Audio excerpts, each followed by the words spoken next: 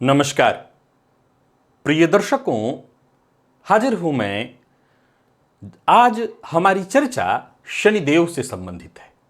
जन्म कुंडली के 12 भाव में शनिदेव से संबंधित कुछ ऐसे विशेष तथ्य लेकर के मैं आप सबके सम्मुख उपस्थित हुआ हूं, जिसे आपको एक बार अवश्य जान लेना चाहिए। वैसे देखा जाए तो शनिदेव के 12 भाव से संबंधित प्रभाव की चर्चा हमारी पूर्व में भी हुई है। आज थोड़ी अलग चर्चा है। आइए प्रारंभ करते हैं।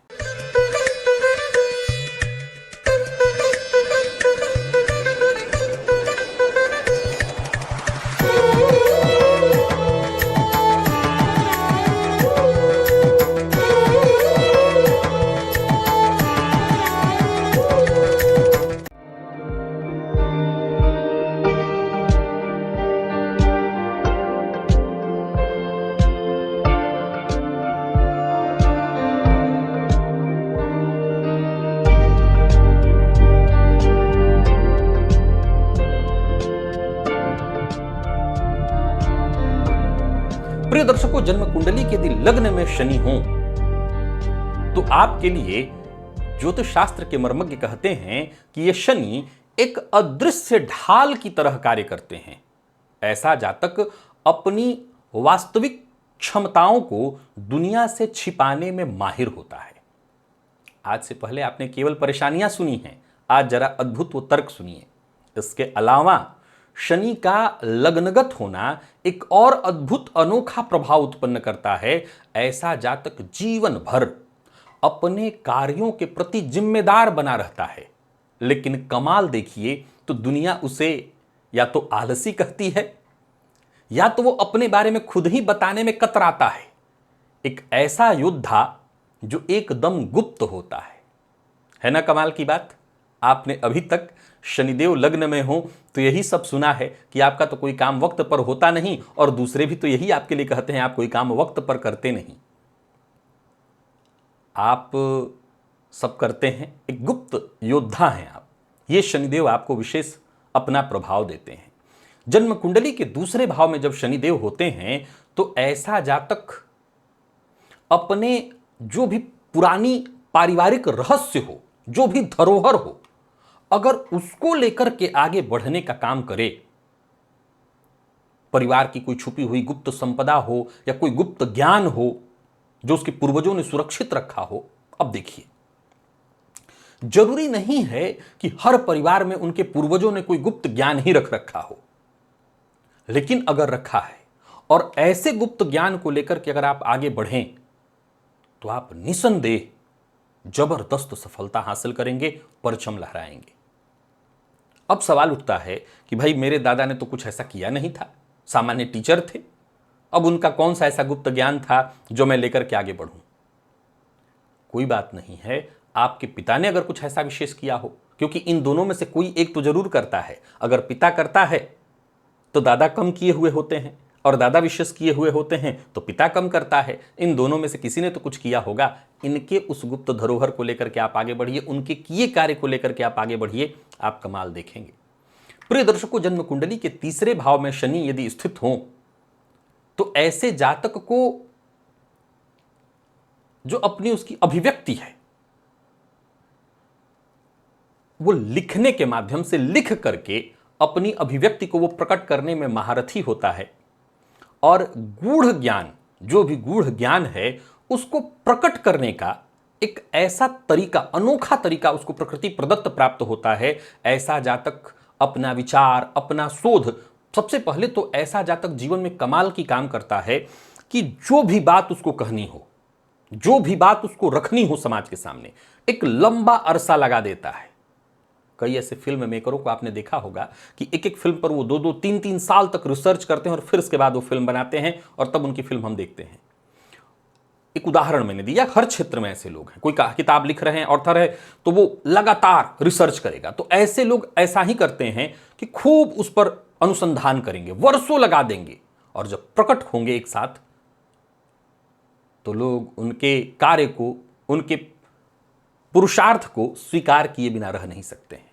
जन्म कुंडली के चौथे भाव में शनि, आप कमियां तो बहुत सुनते आए हैं, कमाल सुनिए। ऐसा जातक अदृश्य रूप से कहीं ना कहीं अपने पूर्वजों के कर्म से जुड़ा होता है। ऐसा नहीं है कि यह केवल परेशानियों की चर्चा है।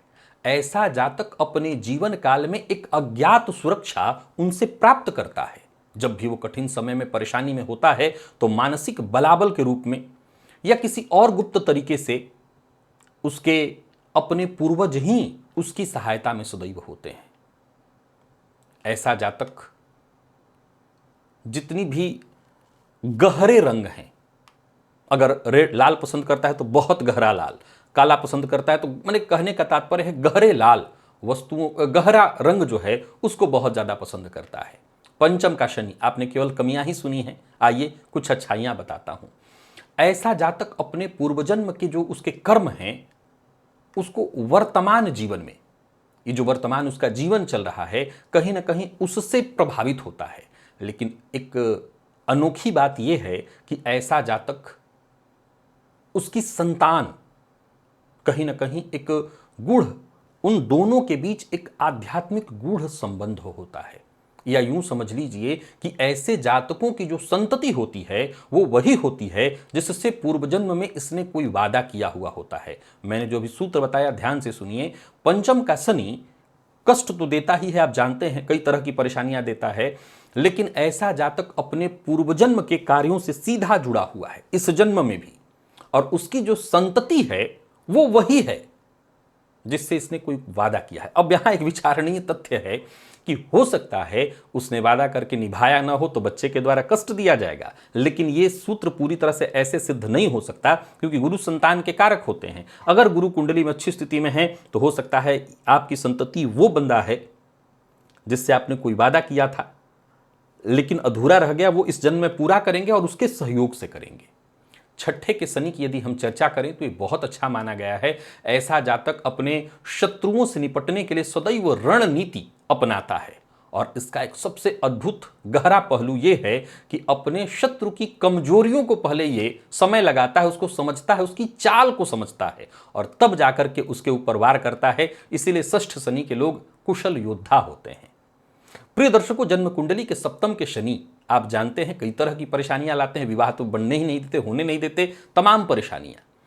परंतु ऐसा जातक रिश्तों के मामले में कहीं ना कहीं धीरे धीरे समझ जाता है कि उसको धैर्य रखना ही है, दूसरा उसके पास कोई विकल्प नहीं है। लेकिन उसको जो इस जन्म में जीवन साथी प्राप्त हुई है उसका पिछले जन्म से ही संबंध है, और हो सकता है कि ये उसकी जो जीवन साथी है पिछले जन्म में, पूर्व जन्म में भी कठिनाइयों में उसकी सहायता की हो, और इस जन्म में भी जब जब वो परेशानी या बहुत बुरी स्थिति में फंसेगा, कठिनाई में फंसेगा, उसके सहयोग के लिए आई हुई है। अष्टम भाव के शनि तमाम तरह के कष्ट और परेशानियों को जन्म देते हैं, परंतु ऐसा जातक मृत्यु को बहुत गहराई से समझ सकता है, समझ सकता है, मैं ये नहीं कह रहा हूं, समझता है। देखिए, कुछ चीजें ऐसी होती हैं कि जब तक उसको कोई ज्ञान देने वाला न मिले, बताने वाला न मिले, तब तक वो कैसे जान पाएगा। लेकिन फिर भी ऐसा जातक जीवन में कई बार मृत्यु का बहुत करीब से अनुभव करता है और फिर बाहर उससे निकलता है, क्योंकि उसको कहीं ना कहीं एक आध्यात्मिक शक्ति प्राप्त है जिसके बदौलत वो फिर से तैयार होकर के वापस लौटता है और फिर इस जंग में लड़ने के लिए, जमे रहने के लिए, डटे रहने के लिए तैयार हो जाता है। प्रिय दर्शकों, जन्म कुंडली के नवम में यदि शनिदेव हैं तो ऐसे शनि का जो कि नवम में है, जातक को धर्म, आध्यात्मिकता इत्यादि क्षेत्रों से तो जागरूक बना देते हैं, इसमें कहीं कोई संशय नहीं है। परंतु एक विशेष बात यह है कि ऐसा जातक जो भी पारंपरिक उसके धार्मिक अनुष्ठान हैं, यानी माता पिता जो करते आ रहे थे, वो उनको नहीं करता है। फिर वो अपने खुद के व्यक्तिगत साधना, आत्मचिंतन में ज्यादा रुचि लेता है। यानी उसके माता पिता बहुत कर्मकांड करते हो तो जरूरी नहीं है कि बच्चा भी कर्मकांड करेगा। कई बार माँ बाप कहते हैं कि ये पूजा पाठ में मन नहीं लगाता। अगर नवम में शनि है तो इसके पीछे तर्क ये है कि वो अधार्मिक नहीं है, बस इतना ही है कि आप जैसा उसको कह रहे हैं कि 2 मिनट पूजा कर लो, सूर्य भगवान को अर्घ दे लो, वो नहीं करेगा। वो अलग साधना की एक पद्धति ही अपना ढूंढेगा और साथ ही साथ आत्मचिंतन की ओर ज्यादा जाएगा। दसम भाव में शनि को बढ़िया माना गया है। ऐसा जातक यूं समझ लीजिए कि समाज में उसके कार्यों के माध्यम से ही उसकी पहचान होती है। और ऐसा जातक अपने जीवन के पूर्वार्ध से उत्तरार्ध में कहीं अधिक सफल होते देखा गया है। दशम के शनि जातक को उसके कार्यक्षेत्र में सफलता तो दिलाते ही हैं, परंतु दशम का शनि एक अदृश्य नेतृत्व की शक्ति प्राप्त प्रदान कर देते हैं। यानी ऐसा जातक नेतृत्व करने वाला हो या न हो, किसी बड़े पद पर पहुंचे व न पहुंचे, लेकिन जहां भी रहेगा उसको शनिदेव द्वारा प्रदत्त एक अदृश्य नेतृत्व शक्ति प्राप्त है। सो जहां भी रहेगा लोगों का नेतृत्व करेगा ही करेगा। एकादश भाव में जब शनि होते हैं तो ऐसे जातक के मित्र सामाजिक संबंध बहुत ही गूढ़ और रहस्यमयी होते हैं। एक अनोखा तथ्य यह है कि ऐसा जातक अपने मित्रों के माध्यम से सदैव अदृश्य लाभ पाता है, जो कि खुद उसे भी पता नहीं होता। अब सवाल उठता है, ये कैसे हो सकता है कि मित्र के माध्यम से मुझे लाभ मिले और मुझे पता भी ना हो? इसके उदाहरण से कई बार समझना पड़ेगा कि कई बार हमारे जीवन काल में कई ऐसे कार्य हैं जो किसी न किसी तरह से हो जाते हैं और उससे हमें बहुत लाभ मिलता है, लेकिन प्रत्यक्षतया दिखाई पड़े तो उसमें वो मित्र नहीं आते, वो लोग नहीं आते, किसी और के कारण से हो जाता है। अब इसके लिए उदाहरण बहुत सारे हो सकते हैं। एक उदाहरण से देखिए, इसको ऐसे आप समझिए, आपके आसपास कोई आपका करीबी पड़ोसी मित्र ही रह रहा है, पड़ोसी है और मित्र भी है। आज उसके साथ आपके संबंध नहीं, उदाहरण दे रहा हूं कि उसके साथ संबंध नहीं अच्छे हैं, और आपके घर में आपके बच्चे की शादी के लिए, बेटी की शादी के लिए, बेटे की शादी के लिए कुछ लोग आए। अगल बगल वालों ने आपके लिए कुछ गलतियां, आमतौर पर लोग काट देते हैं, विवाह में खराबी बता देते हैं। आपका उस मित्र के साथ बहुत अच्छा संबंध नहीं है, लेकिन फिर भी उसने आपकी बेटे की प्रशंसा की, नहीं वो बहुत अच्छा लड़का है। तो आपको भले न पता चला हो, लेकिन अप्रत्यक्ष रूप से आपके बच्चे की शादी, एक मैंने उदाहरण दिया। कहने का तात्पर्य, कई बार आपके मित्र ही आपके लिए सहयोगी होंगे, आपको ये पता तक नहीं चल पाएगा। 12वें भाव के शनि भी बड़ा कमाल करते हैं। वैसे तो आपने इनके कष्ट सुने ही हैं, लेकिन ये आपके पिछले जन्म के कर्मों से जुड़े अनुभवों का आपको सामना कराते हैं। लेकिन एक अद्वितीय तथ्य यह है कि ऐसा जातक सपनों में गहरे रहस्यों को और गूढ़ संदेशों को भली भांति जान लेता है, जो कि कहीं ना कहीं उसके आध्यात्मिक जागरण की ओर, मोक्ष के मार्ग को भी प्रदर्शित करने वाला होता है, मोक्ष की दिशा में मार्गदर्शन करने वाला होता है। यानी शनिदेव कुंडली के 12वें में है, कष्ट होता है, इसमें कहीं कोई संशय नहीं, लेकिन इसके फायदे भी हैं। आशा करता हूं शनिदेव के जन्म कुंडली के 12वें भाव से जुड़े जो मैंने अलग तथ्य आपको बताए हैं, इसमें समझाने की कोई आवश्यकता नहीं कि जिनकी कुंडली में है उनके साथ 100% ऐसा होता होगा। आज के लिए बस इतना ही, इजाजत दीजिए, पुनः मुलाकात होगी। तब तक के लिए नमस्कार।